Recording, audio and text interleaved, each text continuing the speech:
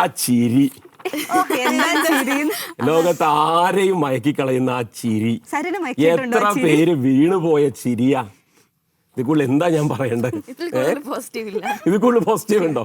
ഇതിലും കണ്ടില്ലേ ചിരിച്ചുകൊണ്ട് കഴുത്തിറക്കാന്നൊക്കെ പറയില്ലേ.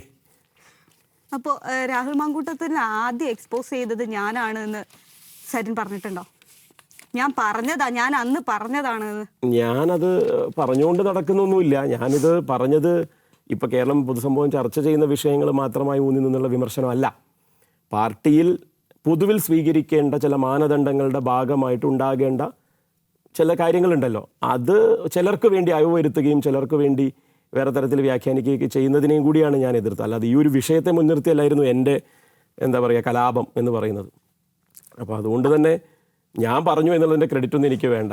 എന്തെങ്കിലുമൊക്കെ കേരളം മനസ്സിലാക്കി എന്നുള്ളതിൻ്റെ ഒരു സംതൃപ്തി നമുക്കൊക്കെ ഉണ്ട്, അത്രേ ഉള്ളൂ.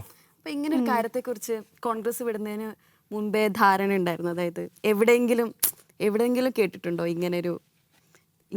ഈ ചോദ്യം എന്നോടല്ല ചോദിക്കേണ്ടത്. ഈ സീറ്റിൽ വന്നിരിക്കുന്ന വേറെയും ചിലപ്പോൾ കോൺഗ്രസ്സുകാരെയൊക്കെ നിങ്ങൾ ഇൻ്റർവ്യൂ ചെയ്യില്ലോ, അവരോട് ചോദിച്ചാൽ അവർ ക്യാമറയുടെ മുമ്പിലുള്ള ഉത്തരത്തിന് വേണ്ടി ഇല്ല എന്നൊക്കെ പറയുമെങ്കിലും അവരുടെയൊക്കെ മനസാക്ഷിക്ക് നിരക്കാത്ത കാര്യങ്ങൾ അവരെല്ലാവരും അന്ന് കോംപ്രമൈസ് ചെയ്തിരുന്നു എന്നുള്ളതാണ് അതിൻ്റെ പ്രശ്നം. എന്നാലും രാഹുലെ ഒരു കൈ തന്നിട്ട് പോന്നൊക്കെ പറഞ്ഞ ഒരു എൻ്റെ അമ്മ ഒരു ഫേസ്ബുക്ക് പോസ്റ്റ് ഇട്ടിട്ടുണ്ടായിരുന്നു. അതെന്റെ മാന്യതയാണ്, പുള്ളിയുടെ മാന്യതയാണ് കൈ തന്നിട്ട് പോകുന്നത് പറയുന്നത്, അങ്ങനെയല്ലേ? അല്ല, എൻ്റെ അമ്മ അന്നല്ല, ഈ ഇടയ്ക്ക് ആ കൈ കൊണ്ട് ഹസ്തദാനം കിട്ടാത്ത എൻ്റെ മകൻ എത്ര ഭാഗ്യവാൻ എന്നാണ് എൻ്റെ അമ്മ പറഞ്ഞത്. ഒരു അമ്മയുടെ മനസ്സ് എപ്പോഴും മക്കളോട് അങ്ങനെയാണല്ലോ. എനിക്ക് തോന്നുന്നു കോടതിയുമായി ബന്ധപ്പെട്ടിട്ടുള്ള കേസിൻ്റെയൊക്കെ ആ സമയത്ത് ഈ ഇടയ്ക്ക് എപ്പോഴും ഇട്ടൊരു ഫേസ്ബുക്ക് പോസ്റ്റാണ്.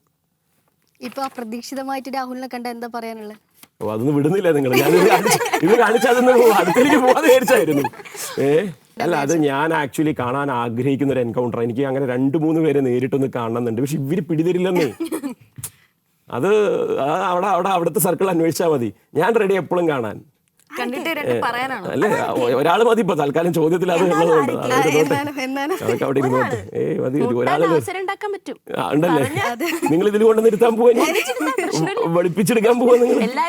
ചിലരങ്ങനെയൊക്കെ ഇപ്പൊ ചെയ്യുന്നത്. പെയ്ഡായിട്ട് ചാനലുകൾ ഫ്ലോറുകൾ വരെ വിട്ടുകൊടുക്കുന്ന രീതി ഉണ്ട് എന്നുള്ളതൊക്കെയാണ് നമ്മളെ ഞെട്ടിപ്പിക്കുന്ന വസ്തുത. ഇവിടെ വന്നിരുന്നല്ലോ, നിങ്ങൾ വെളുത്തോ? അല്ല, അങ്ങനെയല്ല ഞാൻ പറഞ്ഞത്. ആരെയാണ് ഇരുത്തേണ്ടത് എന്നുള്ളത് ഒരു മീഡിയ പോളിസിയുടെ ഭാഗമല്ലേ.